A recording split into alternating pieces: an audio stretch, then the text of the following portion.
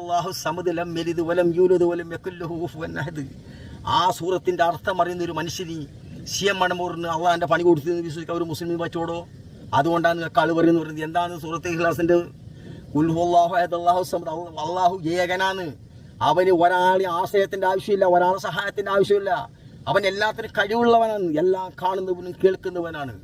ഓന് ഒരാളെ പറ്റി ആശ്രയിക്കുന്നില്ല, ഒരാളെ സഹായത്തിന്റെ ആവശ്യമില്ല. സർവ്വതും കൺട്രോൾ ചെയ്യും. കുത്തുബുല്ലാലും മുതബുല്ലാലും എന്ന് പറഞ്ഞാൽ എല്ലാം മറിഞ്ഞു വെക്കുന്നതിനും എള്ളിലും കൽബിലുള്ളതിനും പുറത്തുള്ളതിനും എല്ലാം അകത്തുള്ളതിനും കടലടിയിലുള്ളതിനും എല്ലാം കാണാൻ കഴിവുള്ളവനും കേൾക്കാൻ കഴിവുള്ളവനാണ് അള്ളാഹു കുത്തുബുല്ലാലും. ആ കുത്തുബുല്ലാലും മുദബിറുല്ലാലമാണ് ഈ വിഷയം മടബൂർ എന്ന് പറഞ്ഞാൽ. ഈ കുൽഹുല്ലാഹു അഹദ് ഇഖ്ലാസ് സൂറത്തിന്റെ അർത്ഥം ഞാൻ പറഞ്ഞ പോലെ അള്ളാഹു തആലയെ പറ്റി ഖുർആൻ അങ്ങനെയാണ് പറഞ്ഞെങ്കിൽ ഈ സിയം മടബൂറിന് അള്ളാഹു പണി കൊടുത്തെന്ന് നമുക്ക് ഒരു മുസ്ലിം വിശ്വസിക്കാൻ പറ്റുമോ? അള്ളാഹു തആലയുടെ എല്ലാ സ്ഥാനങ്ങളിലും അള്ളാഹു തന്റെ കഴിവ് ഒരു മനുഷ്യനിലേക്ക് ആവാഹിച്ചു കൊടുക്കുന്ന ഒരു മുസ്ലിം വിശ്വസിക്കാൻ പറ്റുമോ?